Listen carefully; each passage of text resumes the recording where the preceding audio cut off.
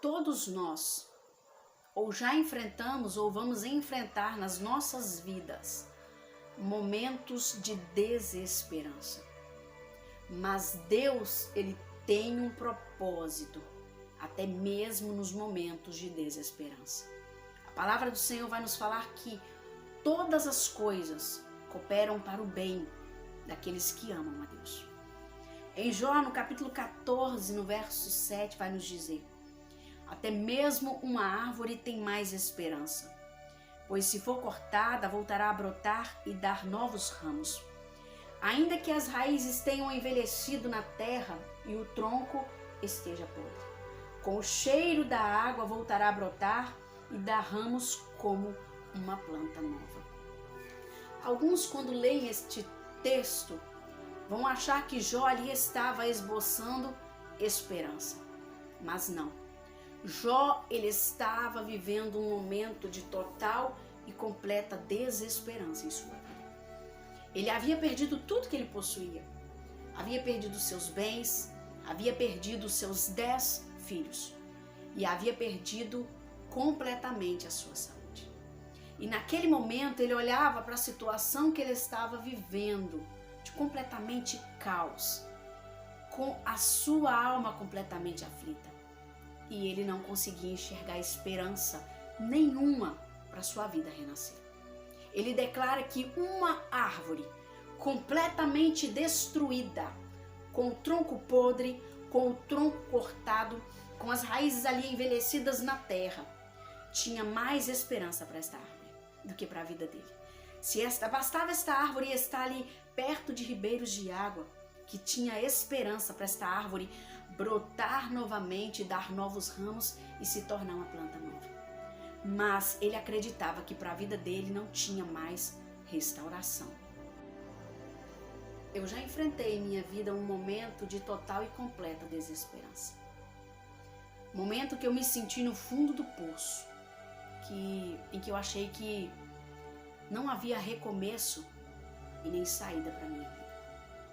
No ano de 2013, eu tive um filho, por nome Israel Estevam.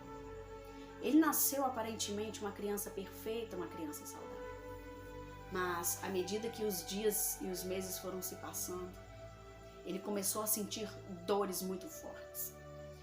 E nós o levamos em médicos, mas os médicos não conseguiam detectar qual era a causa daquela dor. Dávamos remédios e os medicamentos não faziam nenhum efeito. Ele não dormia durante a noite e dormia muito pouco durante o dia.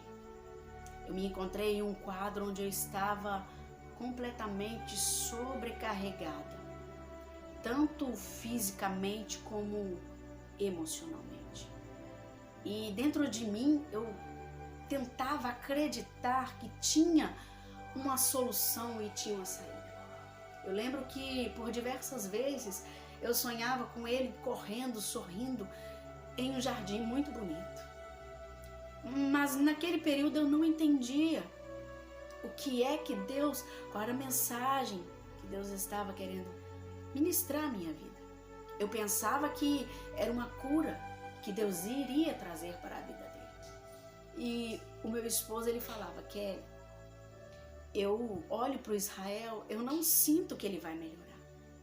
E eu falava: não, Leandro, eu tenho fé, eu sonhei que ele estava bem. Só que quando ali nós abrimos versículos da Bíblia para Deus falar conosco a respeito da vida do Israel, eu lembro que teve um dia que caiu o versículo: tudo tem o seu tempo determinado por Deus, e há tempo para todo propósito debaixo do céu. E eu achava que porque tinha aquele tempo dele ficar enfermo, mas teria o tempo de Deus trazer cura e restauração para a vida dele. Mas houve um dia que Deus, ele falou claramente ao nosso coração. E quando eu abri ali um versículo para Israel, e ele estava sempre muito doentinho, caiu aquele versículo que fala: preciosa é a vista do Senhor a morte dos seus santos. E a gente não queria acreditar que o fim para aquela situação iria ser a morte do nosso filho. E nós então recebemos o contato de uma médica de Vitória e o levamos então para fazer tratamento ali com a doutora Pasqualina. Foi quando eu vi naquilo uma porta de esperança, talvez uma porta de escape. A doutora nos receitou alguns medicamentos, receitou para fazer com ele fisioterapia, que por causa das dores que ele sofria, ele deu atraso na coordenação motora. Ele não conseguia, com 1 ano e 8 meses, ele não conseguia ficar em pé sozinho. Não conseguia, não andava. Ele não andava. Era muito pesado. Ele pesava quase 15 quilos. E foi quando a gente veio daquele hospital ali em Vitória, com uma esperança no nosso coração de que ele ia ficar bem.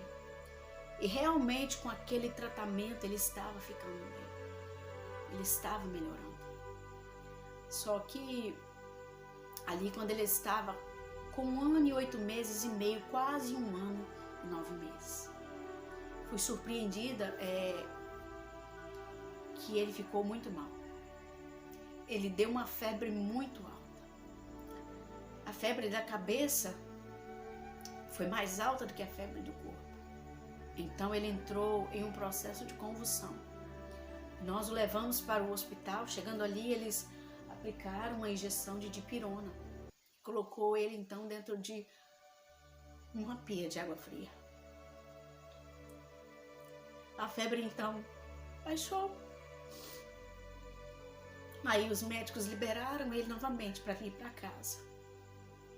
Foi quando nós chegamos em casa com ele e a febre voltou com tudo novamente. Então, retornamos com ele ali para aquele hospital. Chegando lá, os médicos fizeram novamente o mesmo procedimento. Colocaram ele dentro daquela pia de água fria. E não vou falar que foi descaso dos médicos, porque Deus, Ele é aquele que tem o controle em todas as situações. E quando os médicos foram internar ele, colocar ele no soro e tudo, já estava no outro dia.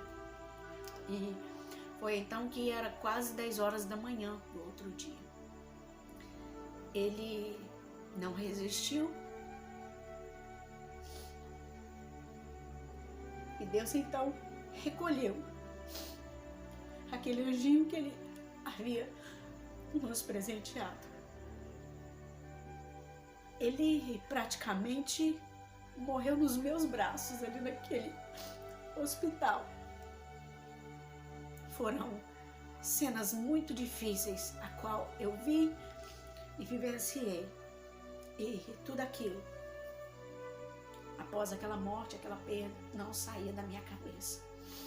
E produziu em mim traumas. Entrei em um quadro depressivo. E na época, meu esposo, ele pastoreava uma igreja. E não vou citar o nome da denominação, mas ele pastoreava esta igreja e ele era o primeiro pastor e tinha ali um segundo pastor. E o meu esposo recebeu um convite de fazer missão em Londrina, no Paraná, e para tentar distrair um pouco a cabeça. Ele aceitou o convite, pediu para o segundo pastor ficar ali ocupando o lugar dele até ele voltar. Mas quando ele voltou, ele foi surpreendido com a notícia. O pastor da região aqui da cidade, onde a gente mora, porque tinha 2 igrejas, tinha a sede e a congregação. Meu esposo dirigia a congregação. O pastor da sede, ele veio e tirou o meu esposo da dirigência e colocou outro pastor para dirigir a igreja sem comunicar nada com a gente. Então nós nos encontramos em um momento sofrendo com a dor da perda, sofrendo com a injustiça e também sofrendo com o abandono. Em todo aquele período de dor e de sofrimento, não veio sequer uma pessoa me dar um abraço amigo daquela congregação que a gente congregava, perguntar se eu estava bem, nos ofereceu um consolo e um conforto. Mas o amigo fiel, o amigo verdadeiro que não nos abandona em nenhum momento, aquele amigo que Jesus prometeu aos discípulos que ele iria para o Pai, mas ele não os deixaria em órfão. Ele enviaria o Consolador, o Encorajador e o Ajudador para ficar com eles. Era este mesmo amigo, o Espírito Santo de Deus, que estava ali do nosso lado, nos sustentando e nos amparando. E todos os dias ele me encorajava, me consolava e me sustentava. E aquela adversidade, ela não me afastou da presença de Deus. Nós ficamos sem uma igreja para podermos congregar. Ficamos sem total apoio. Mas foi o momento que eu me entreguei e me derramei aos pés de Deus. Naquele período de dificuldade, Deus trouxe tanto amadurecimento à minha vida. Foi o momento que o meu prazer, a minha alegria, era pegar a palavra do Senhor e começar a meditar e me alimentar e me alimentar. Quando a angústia, a tristeza, a aflição, ela vinha, eu pegava a palavra de Deus e começava a me alimentar.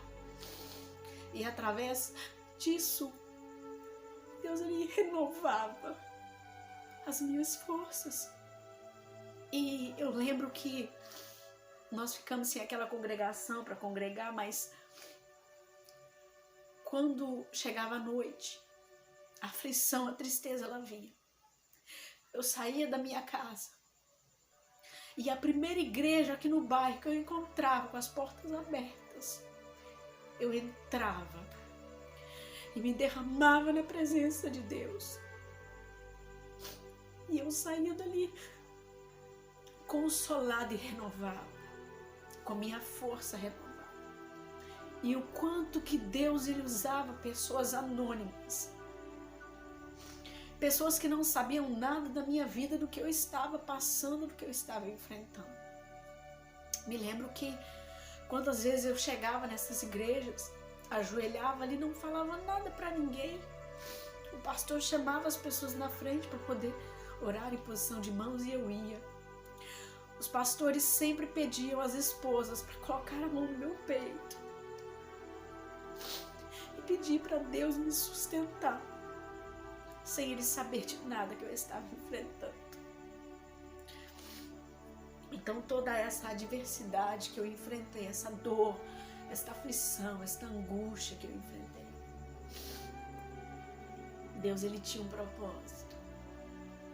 Ele trouxe amadurecimento para a minha vida, trouxe crescimento espiritual. E Deus em todo momento ele me ajudou. Ele nunca me desamparou. Mas o que me fez sair daquela depressão que eu enfrentei foi me entregar, me derramar e me render aos pés do Senhor. Eu não sei qual é o cenário de desesperança que você está enfrentando, que você está vivendo. Mas o mesmo Deus que restaurou a minha vida, que restaurou a minha sorte, que trouxe novamente o sorriso para a minha vida, que me deu um novo recomeço, ele é o mesmo Deus que pode restaurar a sua vida. E não importa a dificuldade que você está enfrentando. Talvez seja uma depressão, talvez também seja a dor de uma perda, talvez seja uma enfermidade incurável com alguém da tua família. E você se encontra sem rumo, sem esperança. Se derrame aos pés do Senhor.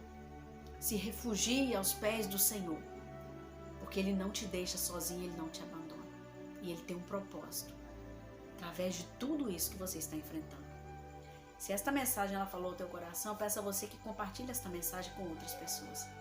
E se inscreva neste canal se você ainda não é inscrito. E que Deus abençoe a tua vida.